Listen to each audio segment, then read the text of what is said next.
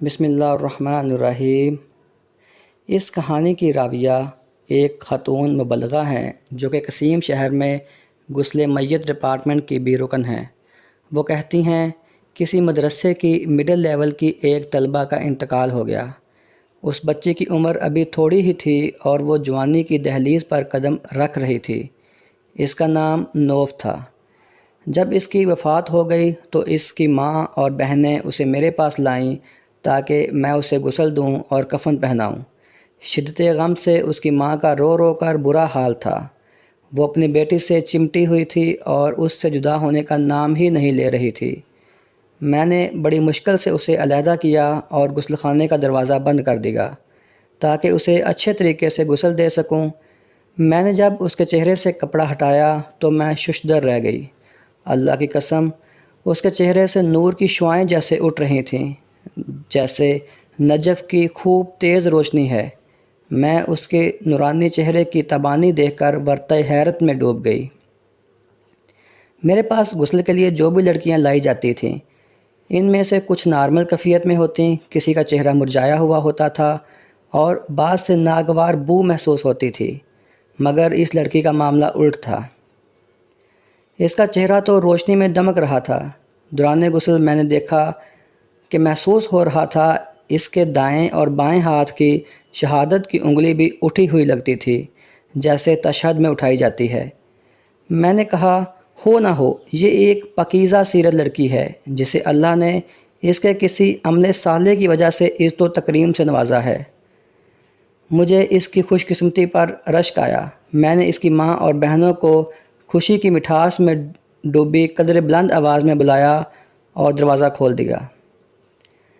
اس کی ماں اور بہنیں دوڑ کر غسل خانے میں آئیں۔ میں نے اس کی ماں کو مبارکباد دی اور ان تمام حیرت انگیز باتوں سے اسے مطلع کر دیا جن سے مجھے دوران غسل واسطہ پڑا تھا۔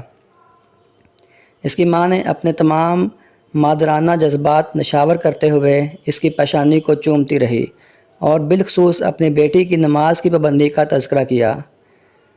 2 دن بعد اس کی ماں نے مجھے بلایا۔ اس نے میرا شکریہ ادا کیا اور کہا میں آپ کو اپنی بیٹی نوف کے کپڑے اور اس کی پرسنل چیزیں بھجوا دوں گی۔ چونکہ آپ غریبوں اور مسکینوں کے گھروں کو بھی جانتی ہیں، اس لیے آپ انہیں مستحقین میں تقسیم کر دیجیے گا۔ میں نے کہا مجھے کوئی اعتراض نہیں، آپ اس کی تمام چیزیں مجھے بھجوا دیجیے گا، میں انہیں تقسیم کر دوں گی۔ جب اس کی اشیاء میرے پاس پہنچیں تو وہ 4 کارٹنز میں پیک تھیں۔ میں نے پہلا کارٹن کھولا تو اس میں اس کے نقاب اور عبایا تھے جو سب کے سب لمبے چوڑے اور ڈھیلے ڈھالے تھے، نہ وہ تنگ تھے، نہ باریک اور نہ چھوٹے۔ میں نے دوسرا کارٹن کھولا تو اس میں اس کے کپڑے تھے، وہ سب بھی پورے بازوؤں والے، ڈھیلے ڈھالے اور مکمل جسم کو ڈھانپنے والے تھے۔ سب لباس انتہائی سادہ تھے، وہ شوق اور بھڑکیلے نہیں بلکہ جاذب نظر اور بہترین لباس تھے۔ ان کا فیبرک باریک نہیں تھا کہ جس سے جسم نظر آئے۔ میں جوں جوں کارٹن کھول رہی تھی میں حیرت میں اضافہ ہو رہا تھا۔ ایک کارٹن میں اس کا اسکول کا سامان اور اس کے قلم تھے۔ میں نے ڈبہ کھولا تو اس میں سے ایک مسواک بھی نکلی۔ میں جان گئی کہ اپنی زندگی میں یہ نبی کریم محمد صلی اللہ علیہ وسلم کی سنت کو اپنانے والی رہی ہے۔ اس کے سامان میں ایک ڈائری بھی تھی جس کے اکثر اوراق خالی تھے۔ راویہ کہتی ہیں کارٹن بند کرنے کے بعد میرے دل اور پھر ایمان کی کیفیت میں اچانک ایک تغیر برپا ہو گیا اور میں نے زندگی کے اختتام پر نیکی اور دنیا داری میں کسی ایک انجام اور راستے کو اپنانے کا عزم اور جذبہ محسوس کیا۔ میں جلدی سے اپنے کپڑوں والی الماری کی طرف گئی۔ میں نے اسے کھولا اور وہ تمام کپڑے نکال باہر پھینکے جو تنگ تھے یا باریک تھے یا چھوٹے بازوؤں والے تھے۔ میں نے اسی لمحے اپنے آپ سے وعدہ کیا کہ میں آج کے بعد حیا و حجاب قائم رکھنے والی کپڑے پہنا کروں گی جیسے نوف پہنا کرتی تھی۔ میں نے اس کی ڈائری کو اپنے پاس رکھ لیا کہ میں اس میں اپنے لیکچرز لکھا کروں گی جو مرحومہ نوف کے لیے صدقہ جاریہ بن جائیں گے۔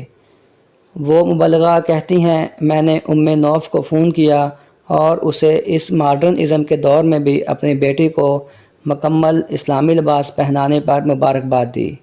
اس کی ماں نے کہا اس کے اندر ایک اور بھی ممتاز خوبی تھی، اس کا دل ہر وقت نماز میں لگا رہتا تھا۔ جو ہی مؤذن اذان دیتا وہ تمام کام کاج چھوڑ کر فوراً اپنے رب کے سامنے سر مسجود ہو جاتی۔ اللہ نوف اور ان تمام عورتوں پر رحم فرمائے جنہوں نے زمانے کے چلن کی پرواہ نہ کرتے ہوئے اپنے رب کی خوشنودی کی خاطر اسلامی تعلیمات کے مطابق لباس پہنا اور اللہ کے حکام اور سنت کا دامن تھام کر رکھا۔ اس واقعے میں میری امت کی ان تمام ماؤں، بہنوں اور بیٹیوں کے لیے حوصلہ افزائی کا سامان ہے جو زمانے کو خوش کرنے کی بجائے اپنے پروردگار کو خوش کرنے کی فکر میں رہتی ہیں اور شریعت کے اصولوں کے مطابق زندگی بسر کرتی ہیں کہ رب تعالیٰ کل قیامت کے دن انہیں سرخروغ کرے گا انشاءاللہ۔ اور جو مسلمان خواتین ماڈرن طبقے اور رجحانات کے مصنوعی چکا چوند سے متاثر ہو کر نیم اریاں اور سخت چست لباس زیب تن کر کے معاشرے کی نظروں میں تہذیب یافتہ بننے کی فکر میں اپنے رب کو ناراض کرتی ہیں، ان کے لیے پیغام ہے کہ وہ اپنی اس روش سے باز آ جائیں اور احکام الہی کے مطابق زندگی بسر کرنے کا تہیہ کر لیں۔ نوف کی ہی عمر یا ادھیڑ عمری میں بالآخر اپنے رب کے سامنے پیش ہونا لازم ہے۔